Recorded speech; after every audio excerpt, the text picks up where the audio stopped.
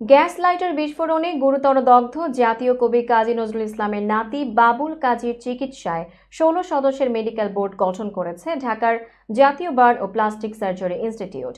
কমিটির প্রধান করা হয়েছে বার্ন ইনস্টিটিউটের যুগ্ম পরিচালক ডক্টর মারুফুল ইসলামকে। শনিবার সকালে আশঙ্কাজনক অবস্থায় তাকে হাসপাতালে ভর্তি করা হয়।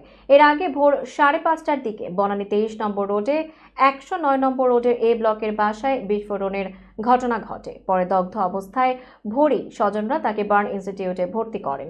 দগ্ধ বাবুল কাজীর বড় বোন খিলখিল কাজী বলেন, বাবুল কাজীর বাসা বনানীর ২৩ নম্বর রোডে।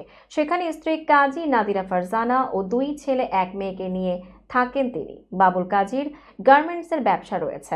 তিনি আরো বলেন, ভোরে বাসায় বাথরুমে গ্যাস লাইটার বিস্ফোরণে আহত হন তিনি। ধারণা করা হচ্ছে বাথরুমে মিথেন গ্যাস থেকে বিস্ফোরণে দগ্ধ হন বাবুল কাজী। পরে পরিবারের লোকজন দ্রুত তাকে বার্ন ইনস্টিটিউটে নিয়ে আসে। বাবুলের ২০১৫ সালে লিভার ট্রান্সপ্লান্ট হয়েছে। চিকিৎসকরা সর্বোচ্চ চেষ্টা করছেন।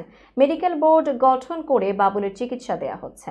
জাতীয় বার্ন ও প্লাস্টিক সার্জারি ইনস্টিটিউটের জরুরি বিভাগের ভারপ্রাপ্ত পরিচালক ডক্টর মোহাম্মদ মারুফুল ইসলাম বলেন, সকালে তাকে দগ্ধ অবস্থায় স্বজনরা হাসপাতালে নিয়ে আসে।